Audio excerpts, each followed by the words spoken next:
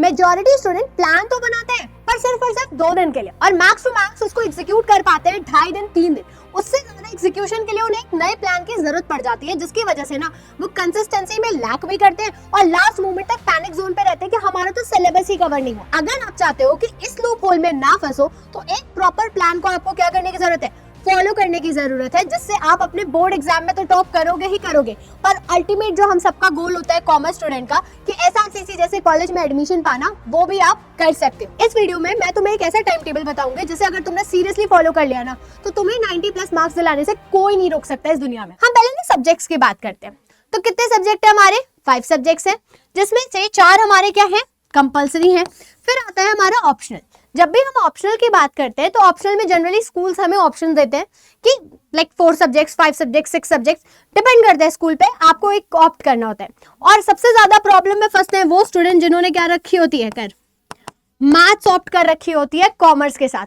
Accountancy के questions में तो वैसे ही बैंड बजी होती है, साथ ही साथ अब मैथमेटिक्स के क्वेश्चन को भी क्या करना है, आपको प्रैक्टिस करना पड़ता है। तो अगर हम बात करें हमारे अकाउंटेंसी के सिलेबस की, तो यहाँ पे हमें 2 पार्ट्स में देखने को मिलता है। पार्ट ए होता है हमारा पार्टनरशिप, पार्ट बी होता है हमारा फाइनेंशियल स्टेटमेंट एनालिसिस। सिलेबस अगर हम बात करें हमारे सब्जेक्ट का, दैट इज बीएसटी की, तो यहाँ पे भी आपको टोटल 2 पार्ट देखने को मिलते हैं। पार्ट ए में हम पढ़ते हैं प्रिंसिपल्स के बारे में और फंक्शन ऑफ मैनेजमेंट के। ये जो प्लानिंग टू कंट्रोलिंग है ना, ये हमारा क्या है, फंक्शन ऑफ मैनेजमेंट है। और स्टार्टिंग के जो 3 हमारे चैप्टर्स होते हैं, ये मैनेजमेंट होता क्या है, प्रिंसिपल, बिजनेस एनवायरनमेंट, इन पे बेस्ड होता है।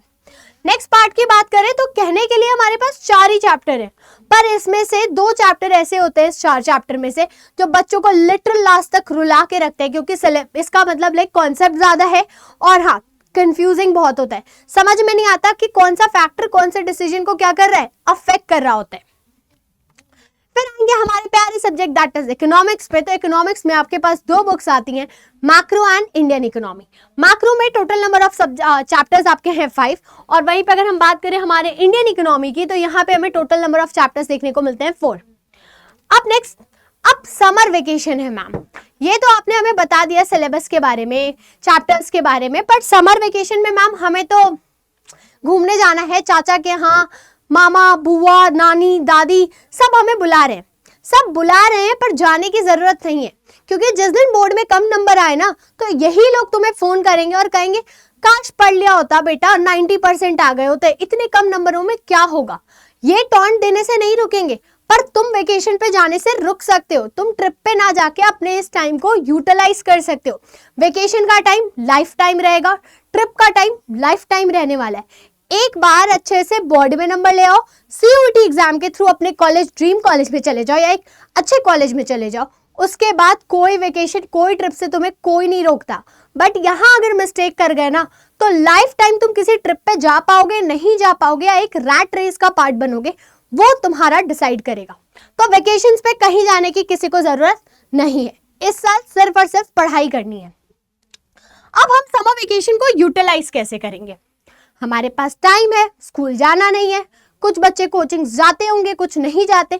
अगर आप जाते हो, नहीं जाते हो, तो दोनों के लिए ही हमारे इस चैनल पे आपको 1 शॉट में हर एक चैप्टर की डिटेल कॉन्सेप्ट क्लैरिटी करवाई जाएगी, तो चैनल को जरूर सब्सक्राइब करना। देखो अब इस समर वेकेशन में मेरा टारगेट क्या होना चाहिए, अगर हम बात करें हमारे ईच सब्जेक्ट्स की ना, तो हर सब्जेक्ट में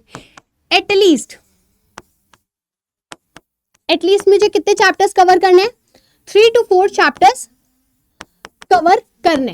क्या सिर्फ कॉन्सेप्ट क्लैरिटी? नहीं, कॉन्सेप्ट क्लैरिटी के साथ आपको क्या करने की जरूरत है, क्वेश्चंस की प्रैक्टिस भी, ताकि जब बच्चे अपने हाफ फेयरली एग्जाम का सिलेबस कवर अप करें, तुम अपना ऑलमोस्ट आधा से ज्यादा सिलेबस कवर करके क्वेश्चन प्रैक्टिस करके बैठे हो और तुम प्री बोर्ड्स की प्रिपरेशन स्टार्ट करो। क्योंकि अगर प्री बोर्ड के टाइम तक सिलेबस कवर अप नहीं हुआ ना तो मैनेज कर पाना बहुत मुश्किल हो जाता है, क्योंकि उस टाइम पे फेस्टिवल सीजन्स भी आ जाते हैं, बहुत सारी चीजें आती हैं और फिर वो पैनिक जोन हमेशा ऑन रहता है हमारा। तो हर सब्जेक्ट में हमें क्या करना है, 3 to 4 चैप्टर्स एटलीस्ट कवर करने, सिर्फ कॉन्सेप्ट क्लैरिटी नहीं, क्वेश्चन प्रैक्टिस भी। अब हमें रूटीन क्या फॉलो करने की जरूरत है? देखो रूटीन के लिए हमारे पास होते हैं एक हफ्ते में 7 डेज होते हैं, 1 वीक में, और नंबर ऑफ सब्जेक्ट्स कितने हैं हमारे पास? एक हो गया हमारा अकाउंटेंसी, दूसरा हो गया हमारा इकोनॉमिक्स, तीसरा हम ले लेते हैं बीएसटी और चौथा हम लेते हैं हमारे इंग्लिश सब्जेक्ट को। मुझे पता है ऑप्शनल नहीं लिखा है मैंने और तुम्हारे मन में आ रहा होगा मैम ऑप्शनल का भी बताती हूँ। देखो अकाउंटेंसी है, ठीक है, और अगर आपने साथ में मैथ्स ऑप्ट कर रखा है तो एटलीस्ट आपको क्या करने की जरूरत है, at least you have to give 3 hours अपने दिन के किसके लिए, क्वेश्चन प्रैक्टिस के लिए।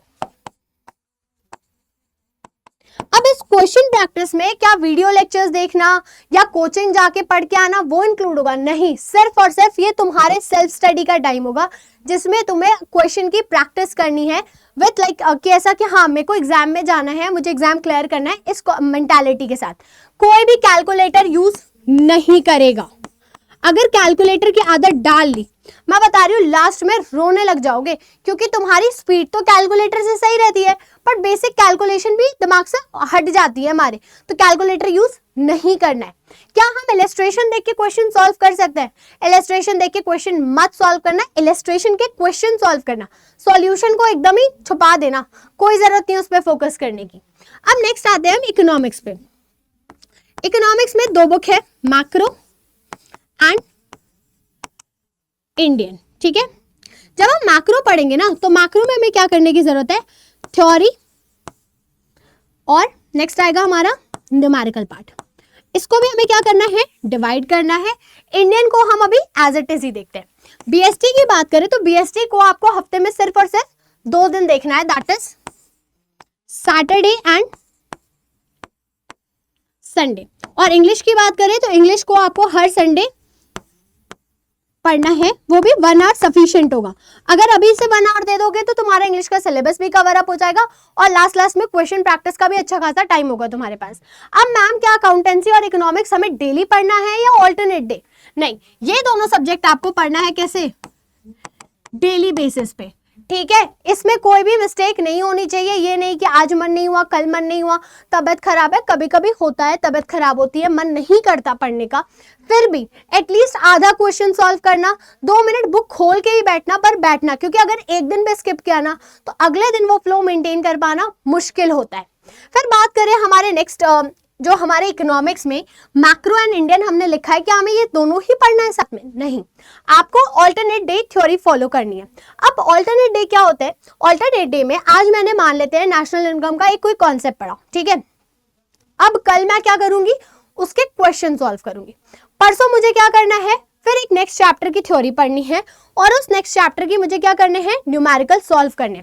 न्यूमेरिकल्स के साथ साथ ग्राफ भी जरूर देखना, हालांकि ग्राफ तो तुम्हारा एडी एंड एएस वाले चैप्टर में आएगा इसमें। अब हमारे न्यूमेरिकल तो हर चैप्टर में है नहीं, तो फिर हम क्या करेंगे, न्यूमेरिकल वाले डेज पे जब हमारे ये कंप्लीट हो जाएंगे, तो जैसे ही आपके चैप्टर्स जिनमें न्यूमेरिकल हैं वो कंप्लीट हो जाए तो उन न्यूमेरिकल की जगह आपको इंडियन इकोनॉमी पढ़ना स्टार्ट कर देना है, ताकि आपका थ्योरेटिकल पार्ट भी कवर हो और आपका न्यूमेरिकल पार्ट भी इजीली कवर अप हो जाए। फिर बीएसटी की बात करें तो बीएसटी में क्या कॉन्सेप्ट क्लैरिटी सफिशिएंट है? नहीं, आपको एनसीईआरटी रीडिंग जरूर करनी है प्लस क्वेश्चन सॉल्व करने। क्वेश्चंस कहाँ से सॉल्व करोगे? क्वेश्चन आपको बुक्स के पीछे दिए होते हैं एनसीईआरटी के, मतलब लाइक एनसीईआरटी में भी क्वेश्चन देखने को मिलते हैं और पूनम गांधी बुक होगी तो उसके पीछे भी आपको क्वेश्चंस देखने को मिलेंगे। इंग्लिश के लिए आपकी जो बुक है आपको वो यूज करने की जरूरत है। अब मैम क्या सिर्फ ये रूटीन हमारे लिए सफिशिएंट होगा सीयूईटी के टाइम पे भी? देखो, सीयूईटी एक दूसरा एग्जाम है, उसकी डिमांड दूसरी है, उसके लिए आपको स्ट्रैटेजी दूसरी फॉलो करनी पड़ती है, बट कॉन्सेप्ट क्लैरिटी तो समहाउ सेम है डोमेन सब्जेक्ट की। तो इसके लिए आप हमारे आरएम बैच में एनरोल कर सकते हो, दैट इज आरएम 2.0 बैच, जिसकी क्लासेस अभी स्टार्ट हुई है। तो जितना जल्दी एनरोल करोगे उतना ही ज्यादा बेनिफिट तुम्हारे पास रहेगा। ओके, तो हमें ये स्ट्रैटेजी क्या करनी है, फॉलो करनी है, इस रूटीन से हटना मत अपने एग्जाम में तुम सब। फिर अगर हम बात करें नेक्स्ट चीज की, दैट इज अगर आपके मन में कोई भी डाउट आता है, किसी भी तरह की प्रॉब्लम है या आपको किसी टॉपिक पे लगता है ये बहुत टफेस्ट है, हमसे हो नहीं पाएगा, तो आप बस सिंपली कमेंट में वो चीज मेंशन कर सकते हो और आरएम 2.0 बैच का लिंक आपको इसी वीडियो के डिस्क्रिप्शन में मिलेगा। प्लस चैनल को जरूर सब्सक्राइब करना, रीजन यहाँ पे आपको हर चैप्टर के 1 शॉट्स प्रोवाइड किए जाएंगे। एंड अड्डा वाली वेबसाइट जरूर डाउनलोड करना, वहां पे आपको फ्री कॉन्टेंट प्रोवाइड किया जाता है।